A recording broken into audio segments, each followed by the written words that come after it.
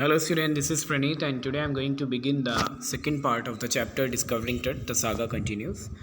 Okay, so the mummy is in very bad condition because of what Carter did in 1920s. जो mummy थी या mummy है, अभी जब मम्मी को 2005 में देखा जा रहा है, ऑब्जर्व किया जा रहा है, तो वो बहुत बैड कंडीशन में। ये कौन कह रहे हैं? सैड जही हवास, डॉक्टर जही हवास हैं, वो ये कह रहे हैं। वो हैं कौन?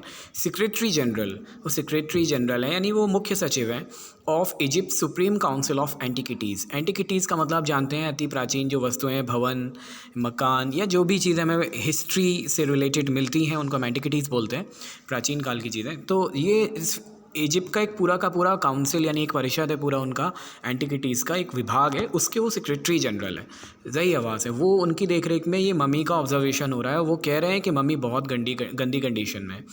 As he leaned over the body for long first look, जब वो पहला उन्होंने एक लंबा फर्स्ट लुक लिया बॉडी का, लीन मीन्स होता है झुकना, या मतलब उस तरफ उन्होंने अपने को बेंड किया होगा, जहाँ मतलब पूरी तरह से झुक कर उन्होंने बॉडी को देखा।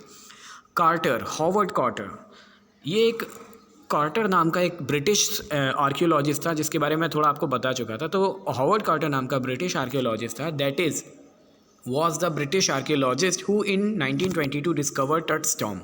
1922 में ही खोज हो गई थी, डिस्कवरी हो गई थी टट के टॉम की, ब्रिटिश आर्कियोलॉजिस्ट ने किया था। After years of futile searching, futile means होता है व्यर्थ, फालतू की काफ़ी खोज करने के बाद उसको 1922 में ये डिस्कवर हुआ। अब आप सोचेंगे ये इनको कैसे पता था, ये डिस्कवर करने का इन्हें ये क्यूरोसिटी क्यों हुई, ये इन्हें इंस्पिरेशन क्यों मिली होगी ब्रिटिश आर्कियोलॉजी। देखिए ऐसा है, हिस्ट्री के फैक्ट्स या हिस्ट्री की चीज़ें जो मिलती हैं उसके पहले उनका बहुत सारा लिटरेचर, उनकी बुक्स भी तो मिलती हैं, तो कहीं ना कहीं वो इंस्पिरेशन मिलती है, तो आदमी उस बेस पे उस आइडिया एस्टिमेशन पे चलकर चीज़ों की डिस्कवरी करने लग जाता है। तो 1922 में हॉवर्ड कार्टर को ये डिस्कवरी उन्होंने की थी। इट्स कॉन्टेंट्स, इसकी जो सामग्रियाँ थी ना, जब ये टॉम्ब मिला, मकबरा मिला, ये कॉफिन मिला, तो इसके जो कॉन्टेंट थे दो हेस्टिली रेंसेक्ट इन एंटिकिटी। दो मीन्स हालांकि हेस्टिली बड़ी जल्दबाजी में, रेंसेक मीन उनमें तोड़फोड़ हो गई थी। एंटिकिटी यानी प्राचीन काल की जो वो वस्तुएं थी वो जो मिली उनमें काफ़ी ज़्यादा डैमेजेस कर दिए गए, तोड़फोड़ की गई। शायद पहले भी लोगों के हाथ में वो चढ़ी होंगी चीज़ें। वर सरप्राइजिंगली कॉम्प्लीट, लेकिन जब इसको वो चीज़ मिली तो वो फिर भी आश्चर्यजनक रूप से कंप्लीट थी। देखिए ऐसा है, जब कॉफिन उसको मिला और वो मकबरा मिला, तो देखिए ऐसा है, इन्होंने तो डिस्कवरी की थी लेकिन उसके पहले तमाम अननोन इग्नोरेंट लोग हैं जिनको वो कभी मिलता होगा, क्योंकि हिस्ट्री 1922 के पहले बहुत सारे डिकेड्स और बहुत सारी सेंचुरीज़ रही हैं। तो जाने कितने लोगों के हाथ में वो चीज़ें वहाँ विज़िट किया होगा, जाने कितनों ने अपने अपने हिसाब से वहाँ पे जो भी ट्रेजर होगा, वहाँ पे ख़जाना होगा, रिचेज़ होगा, उनको लूटा होगा। तो इस तरह का तमाम अनुमान थे। रैंसेक मीन वहाँ तोड़फोड़ की गई, लूट की गई होगी। उन एंटिकिटीज़ मीन उन सामानों में वर सरप्राइजिंगली कंप्लीट, लेकिन फिर भी वो सामान कंप्लीट थे जब ब्रिटिश आर्कियोलॉजिस्ट को वो मिले। They remain the richest royal collection ever found and have become part of the Feroz legend.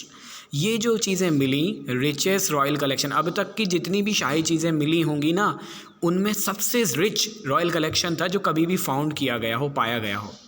And have become part of the Feroz legend, और ये फेरो की जो कहानियाँ हैं ना, उनका ये एक बहुत ही उनका ये हिस्सा था। ठीक है, have become part of the Feroz ever found and have become the part of the Feroz legend. ठीक है, तो ये जो चीज़ें मिली ये सबसे रिचेस्ट रॉयल कलेक्शन था, यानी कि राजा महाराजाओं से रिलेटेड जो कलेक्शन है उसको रॉयल कलेक्शन कहेंगे। तो अब तक का सबसे रिच कलेक्शन मिला था ये।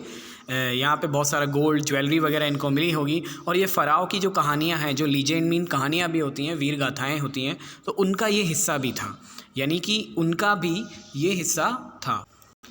और ये फ़राओ की लीजेंड का एक एविडेंट पार्ट बन गया, इसका ये मतलब है। Stunning artifacts in gold, stunning mean एकदम चमकते हुए, एकदम से चौंकाने वाले। Artifacts in gold, artifact mean कलाकृतियाँ, गोल्ड मीन सोने की, ये सब मिली। और क्या क्या मिला? देयर इटर्नल ब्रिलियंस, उनकी कभी ना खत्म। इटर्नल का मतलब होता है कभी ख़त्म ना होने वाली। ब्रिलियंस मीन चमक। मीन टू गारंटी रिजरेक्शन, ये जो गोल्ड है ना, जो कभी जिसकी चमक डल नहीं होनी है, गारंटी रिजरेक्शन, ये गारंटी दे रहा था, ये कंफर्मेशन दे रहा था रिजरेक्शन का। रिजरेक्शन मीन्स होता है पुनर्जन्म, फिर से जन्म होगा। माना जाता है कि इजिप्ट में ये माना जाता है कि जब कोई एक्सपायर होता है तो उसकी मम्मी उसकी बॉडी को प्रिजर्व कर लेते हैं, तमाम तरह के प्रिजर्वेटिव्स लगा के बॉडी को कॉफिन में रख देते हैं, उसके साथ तमाम तरह की रॉयल जो भी उसके आर्टिफैक्ट्स थे, जैसे ये इनके साथ तो रॉयल है, बाकी और लोगों के साथ भी तमाम चीज़ें ऐसी रख देते हैं जो उनकी फेवरेट्स होती हैं, और माना जाता है इनका पुनर्जन्म होगा। तो इसी तरह गोल्ड जो था उसकी चमक, जो अमर चमक थी, जो इटर्नल थी, शाश्वत चमक थी, वो गारंटी दे रही थी कि कभी पुनर्जन्म होगा इनका। Caused a sensation at the time of the discovery, और जब इस टॉम्ब की खोज हुई ना, डिस्कवरिंग आई मीन ये टट के टॉम्ब की खोज हुई, तो एक सेंसेशन, एक सनसनीखेज, एक सनसनी मचा दी इस खोज ने। And still get the most attention, यानी कि इजिप्ट के पूरे जो हिस्टोरिकल इवेंट्स थे उन सब में सबसे ज़्यादा महत्वपूर्ण घटनाक्रम ये था कि 1922 में ये टॉम्ब एक्चुअली मिल गया था। And still get the most attention, और अभी तक आज भी इस पर साइंटिस्ट आई मीन आर्कियोलॉजिस्ट का बहुत गहरा अटेंशन रहता है। आज 2005 में जब ये चैप्टर आज ये 2005 की कहानी को कह रहा है, अभी 21st सेंचुरी की कह रहा है, लेकिन 19th सेंचुरी में आई मीन 20th सेंचुरी में 1922 में जब ये मिला था तब भी ये सनसनीखेज था, और आज भी बहुत इंटरेस्टिंग टॉपिक रहता है ये आर्कियोलॉजिस्ट के बीच। बट टुट was also buried with everyday things he would want in the alter life, और टुट जो था जो टट था उसको बेरिड मीन्स दफनाया गया था, विद एवरीडे थिंग्स, उन सारी चीज़ों के साथ, he would want in the alter life. Alter life का मतलब होता है आने वाले जीवन में, उसे आने वाले जीवन में जिन जिन चीज़ों की ज़रूरत पड़ेगी ना, उन सब के साथ उसे दफनाया गया था। जैसे कि मैंने पहले बताया कि फेवरेट चीज़ें दफना दी जाती हैं साथ में कॉफिन के। बोर्ड गेम वहाँ पर खेले जाने वाले एक तरह के इंडोर गेम्स हैं। अब ब्रॉन्ज रेजर, ब्रॉन्ज एक तरह का आपको पता है कांसा होता है, उसको ब्रॉन्ज बोलते हैं, तो ब्रॉन्ज रेजर होता है। ब्रॉन्ज का रेजर मीन्स उस तरह होता है, तो वो रेजर भी था। लेनिन अंडरगारमेंट्स, एक तरह के अंडरगारमेंट जो लेनिन नाम की फैब्रिक के होते हैं वो थे। Cases of food and wine, और फूड मीन भोजन के, और वाइन मीन्स शराब के। केसेस मीन्स पैकेट्स, या आप केसेस मीन्स आप यू अंडरस्टैंड दैट, एक तरह के पैकेट, एक तरह का डिब्बे समझ सकते हैं, उस तरह की चीज़ें इनके साथ रखी गई थी। After months of carefully recording of Feroz funerary treasure, after months कई महीनों के बाद, केयरफुली रिकॉर्डिंग संचित यानी कई महीनों की एक सावधानी पूर्वक जो रिकॉर्डिंग यानी कलेक्शन किया गया, रिपोर्ट्स पूरी कलेक्ट कर ली गई। द फेरोज फ्यूनररी ट्रेजर, फेरो यानी फ़राओ यानी कि तट, इनका जो फ्यूनररी मीन्स दफनाते समय का जो इनका ख़जाना था उसकी पूरी रिकॉर्डिंग की गई। इसका मतलब ये नहीं कि वीडियो से रिकॉर्डिंग की गई, किसी भी डेटा को संग्रहित करना ही रिकॉर्डिंग कहलाता है। कार्टर बिगिन इन्वेस्टिगेटिंग, तो कार्टर जो था उसने इन्वेस्टिगेटिंग मीन्स होता है जांच पड़ताल शुरू की। 3 नेस्टेड कॉफिन, सबसे पहले उसने जो कॉफिन था उसका पहले ख़जाना वजाना है ना टॉम्ब में उसके मिल गया। मकबरा एक काफ़ी बड़ा स्ट्रक्चर होता है, तो मकबरा मिला, मकबरे में ख़जाना मिला, ख़जाना मिलने के बाद इसने उसका जब ढक्कन खोला कॉफिन का, तो 3 लेयर्स यानी 3 नेस्टेड का मतलब है 3 लेयर मिली इसको। बॉडी तो बाद में मिलनी थी, पहले 3 लेयर मिली, या 3 लेयर का थी, उसमें 3 परत वाला कॉफिन था। ओपनिंग द फर्स्ट, सबसे पहले उसका पहला जो लेयर खोला या ढक्कन खोला, ही फाउंड अ श्राउड, तो उनको एक कफन मिला। ठीक है, देखो कॉफिन जो होता है, कॉफिन मीन ताबूत होता है, और कफन हिंदी में शब्द बोलते हैं, उसको इंग्लिश में श्राउड बोला जाता है। तो he found a shroud adorned with garlands of willow and olive leaves, तो सबसे पहले उनको एक कफन मिला, और कफन सजा हुआ था किससे, मालाओं से, यानी उस पर मालाएँ रखी हुई थी जो बहुत पुरानी होंगी। विलो एक तरह का बैत, आप जानते हो कि बैत की एक लकड़ी होती है, तो बैत को ही विलो बोलते हैं। ऑलिव यानी जैतून, तो जैतून की पत्तियां और बैत के वृक्ष की पत्तियां थी उसमें। वाइल्ड सैलरी, जंगली अजवाइन, सैलरी अजवाइन को बोलते हैं, तो अजवाइन भी थी। लोटस पीटल्स, लोटस मीन कमल की पंखुड़ियाँ, एंड कॉर्न फ्लावर्स, और मक्के के फूल, ये सब मिले। ये चीज़ें जब मिली तो एक कैलकुलेशन की गई। द फेडेड एविडेंस, ये जो थे ये धुंधले, फेडेड मीन कमज़ोर, लेकिन एक धुंधला एविडेंस में एक सबूत था ऑफ ब्यूरियल इन मार्च और अप्रैल, कि शायद मार्च या अप्रैल के समय में इसको दफनाया गया होगा। ठीक है, क्योंकि ये जो सारे के सारे ये जो फ्लावर्स होते हैं, ये जो वृक्ष होते हैं, ये जो पत्तियां होती हैं, ये इसी मौसम में रहती हैं। When he finally reach the mummy, जब वो अंत में, जब उसने तीनों कॉफिन की लेयर्स को हटाया होगा, वो ममी तक पहुंचा। दो हालांकि ही रैन इनटू ट्रबल, फिर से उसको एक प्रॉब्लम आई, यानी उसको परेशानियां हुई। The ritual resins had harden, एक तरह का एक लिक्विड होता है, एक रेजिन होता है।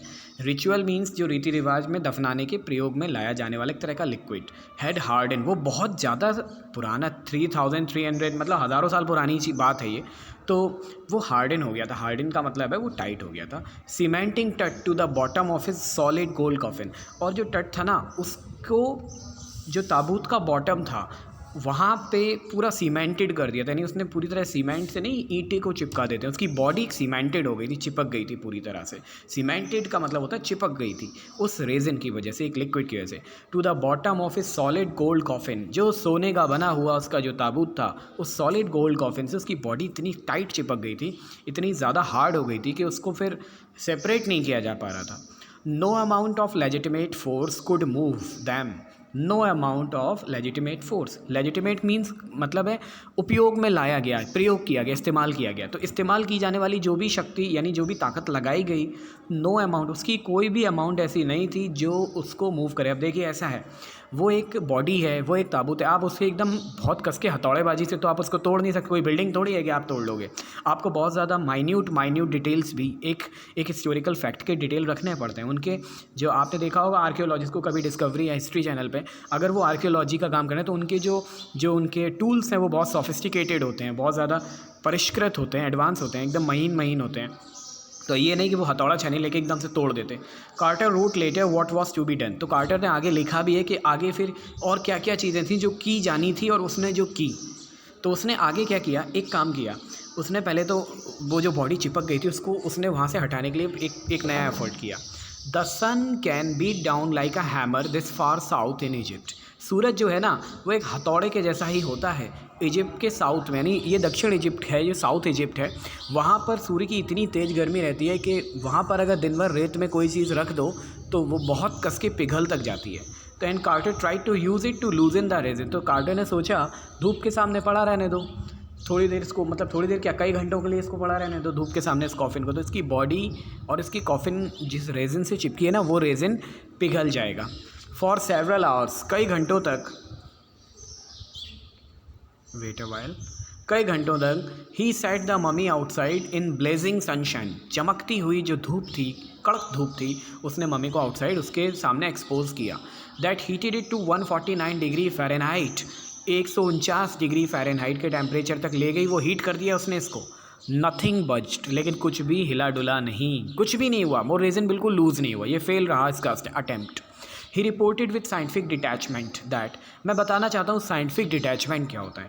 देखिए साइंटिफिक डिटैचमेंट ये होता है जिसमें आप विज्ञान से इतर यानी अलग हो जाएं। आप विज्ञान, देखिए एक आर्कियोलॉजिस्ट को विज्ञान के अनुसार चलना चाहिए, साइंटिफिक नियमों के बंधे हुए रहना चाहिए, लेकिन साइंटिफिक डिटैचमेंट होता है जब उसने साइंस के नियमों के थोड़ा सा अलग जाके काम किया हो, तो वो अभी भी साइंटिफिक नियमों से विरुद्ध जाकर बताता है कि द कंसोलिडेटेड मटेरियल, जो भी इकट्ठा सामान चिपका हुआ था, had to be chiselled away, chisel mean छेनी होती है, तो छेनी से उसको हटाया गया। From beneath the limbs and trunk, beneath the limbs, limbs means अंग होते हैं, एंड ट्रंक मीन्स उसका जो धड़ होता है। तो जो मम्मी थी ना जो चिपक गई थी कॉफिन में, उसने एक छोटा सा हथौड़ा छेनी लेके धीरे धीरे ठोक ठोक के उस नॉक करके उस बॉडी को सेपरेट किया उस गोल्ड के कॉफिन से, उसके ट्रंक यानी उसके धड़ को, लिम्ब, उसके अंगों को। Before it was possible to raise the king's remains, तब कहीं जाकर ये संभव हो पाया कि राजा के जो रिमेन्स यानी कि जो बचे खुचे बॉडी पार्ट्स और भी चीज़ें जो उनसे अटैच थी वो सारी मिल पाई। आगे बढ़ते हैं। इन हिज डिफेंस, अपने बचाव में Carter really had little choice, ये जो 1922 में ये ब्रिटिश आर्कियोलॉजिस्ट जो कार्टर था ना, really had a little choice, इसके पास एक्चुअल में ऑप्शंस भी नहीं थे ज़्यादा।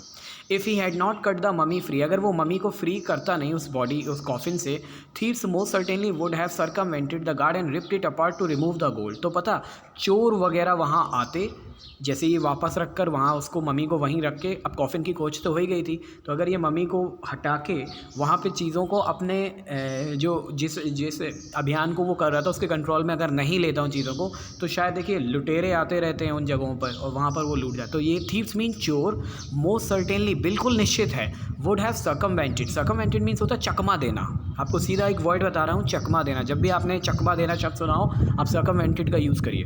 Would have circumvented the guards, वो गार्ड्स को चकमा दे देते। And ripped it apart to remove the gold, और शायद वो एक गलत तरीके से कॉफिन को बॉडी से तोड़ फोड़ के अलग कर देते और उसके गोल्ड को पकड़ने, गोल्ड को लेने के लिए। देखिए ऐसा है, पूरी मम्मी का वो क्या करेंगे, उन्हें तो गोल्ड से मतलब है, तो गोल्ड को वो सेपरेट तो करेंगे ही ना मम्मी की बॉडी से, आई मीन मम्मी से, पूरी बॉडी से। तो वही है कि चोर आते तो वो उसको कर लेते। In Tut's time the royals were fabulously wealthy, Tut के टाइम में जो रॉयल मीन शाही लोग थे, वर फैब्यूलसली वेल्दी, फैब्यूलसली मीन्स अपार यानी कि शानदार तरीके से रिच थे, बहुत फैब्यूलसली थे, ग्रैंडली, बहुत ही ग्लोरियसली रिच होते थे वो। एंड दे थॉट और होप, और पता वो वहाँ के उस समय के राजा ये भी सोचते थे, ये आशा करते थे, they could take their riches with them, कि वो अपना सारा धन संपत्ति ले जा सकते हैं अपने ही साथ। For his journey to the great beyond, अपनी इस जर्नी से यानी इस जीवन की इस यात्रा से अगली जीवन की यात्रा की हो, या अपनी जो अगला उनका जीवन होगा जब वो रिजरेक्ट होंगे यानी पुनर्जन्म होगा, तो वो सारी चीज़ें वो ले सकते हैं। किंग टट वॉज, आई मीन किंग टट वॉज लैविश्ड, लैविश मीन डेकोरेटेड, लाद दिया गया, सजा दिया गया। तो जो किंग टट जब मरा तो उससे लैविश किया गया with glittering golds, I mean glittering goods, चमकती हुई सामानों से। प्रेशस कॉलर्स, कॉलर्स आप समझ रहे होंगे, गर्दन के आसपास पहना जाने वाला एक तरह का व्हाट शुड आई से, एक तरह का ऑर्नामेंट। इनलेट, नेकलेस, इनलेट का मतलब होता है जड़े हुए। नेकलेस, नेकलेस आप सभी जानते हो नेकलेसेस होते हैं, ठीक है, तो ये भी एक तरह की ज्वेलरी होती है। तो इनलेट में जड़े हुए, नेकलेस एंड ब्रेसलेट, सभी जानते हैं ब्रेसलेट हमारे रिस्ट में पहनते हैं हम लोग, और नेकलेस जो होता है हमारे नेक में पहनते हैं। तो नेकलेस एंड ब्रेसलेट्स, तो ये सारे जड़े हुए सामान थे। रिंग्स, अंगूठियाँ भी मिली। एम्यूलेट्स मीन ताबीज होते हैं, ताबीज, वो ताबीज नहीं गले में पहनते हैं पूजा पाठ वाला वो। And ceremonial apron, ceremonial mean किसी यज्ञ हवन अनुष्ठानों में पहना जाने वाला, या कोई रॉयल जब एग्जीक्यूशन हो रहा हो, काम हो रहा हो, उन फेस्टिवल्स में पहना जाने वाला एप्रन, एक तरह का कपड़ा, तो वो सारे सामान मिले। सैंडल, उसकी सैंडल्स मिली। शीथ, शीथ देखो तलवार की जो म्यान होती है, कवर होता है, उसको शीथ बोलते हैं। शीथ फॉर हिज फिंगर, लेकिन उंगलियों में भी एक तरह का उस ज़माने में एक कवर पहनने का कल्चर होगा तो उसको शीथ बोलेंगे। एंड टोज, ठीक है, तो फिंगर मीन उंगलियों की, हाथों की उंगलियों की, एंड टोज पैरों की उंगलियों के कवर मिले। And the now iconic inner coffin and mask, और इसके अलावा iconic inner coffin and mask, एक और इनर कॉफिन मीन्स होता एक उसके, देखो पहले एक मेन कॉफिन होगा, एक इनर कॉफिन होगा। इनर कॉफिन मीन जो आखिरी लेयर है वो कॉफिन मिली, तो वो कॉफिन मिला। एंड मास्क, एक तरह का मास्क मिला जो वो लोग पहनते होंगे। ऑल ऑफ प्योर गोल्ड, ये सारा सामान जो था सब गोल्ड का था। To separate Tut from his adornment, Carter's men remove the mummy's head, तो जब टट मिला ब्रिटिश आर्कियोलॉजिस्ट हॉवर्ड कार्टर को, तो उसने क्या किया, उसको सेपरेट किया, उसके एडॉर्नमेंट, उसकी सारे सजावटी चीज़ों से, उसके आभूषणों से, उसके कपड़ों से। Carter's men removed the mummy's head, तो देखो टट को उसके सारे सजावटी चीज़ों से अलग करने के लिए कॉर्टर के लिए लोग थे जो उसके असिस्टेंट्स थे, उन्होंने रिमूव कर दिया ममीज़ हेड, मम्मी के सिर को, यानी सिर को हटा ही दिया। एंड सीवियर्ड मीन काट डाला नियरली एवरी मेजर जॉइंट, यानी छेने हथौड़े से या अपने तरीक़ों से उन्होंने सारे, सीवियर्ड मीन काट दिया, सारे मेजर बड़े बड़े जो भी जॉइंट्स थे बॉडी के उनको काटा। वंस दे हैड फिनिश्ड, एक बार उन्होंने काम जब पूरा कर लिया, they reassembled the remains on a layer of sand, तो उन्होंने दोबारा से एकत्रित कर दिया उन सारे सामानों को इन अ वुडन बॉक्स। अब की बार कॉफिन की अपेक्षा उन्होंने एक लकड़ी का बॉक्स में सबको पैक कर दिया। विथ पैडिंग, पैडिंग मीन्स कुछ इस तरह के उन्होंने गद्दे आदि वहाँ एडजस्ट कर दिए। दैट कॉन्सील द डैमेज, जो उसके डैमेज को छुपा सकें, यानी इन्होंने कुछ ऐसा काम किया जो साइंटिफिकली रीज़नेबल नहीं था, लेकिन इन्होंने किया अपने प्रोसीडिंग्स के लिए, अपनी कार्रवाई को आगे बढ़ाने के लिए, अपने आर्कियोलॉजिस्ट कार्रवाई को आगे बढ़ाने के लिए। दैट कॉन्सील, तो कंसील मीन जो छुपा सके, द डैमेज मीन उस डैमेज को। द बैड वेयर टुट नाउ रेस्ट, मैं इसको टट आई शुड से, लेकिन ये टुट निकल जाता कई बार, तो द बैड वेयर टट नाउ रेस्ट, तो ये जो बैड था वहाँ पर उसको रख दिया गया जहाँ अब टट जो है वो रेस्ट कर रहा है। यहाँ पर मैं ये एंड कर रहा हूँ और आज का पार्ट सेकेंड। अब ये पार्ट थर्ड जो है वो आई थिंक मैं अभी आने वाले टाइम में डाल दूँगा, और आपको जो भी कन्फ्यूजन हो या प्रॉब्लम हो तो मुझे बताइएगा। Have a nice time, take care.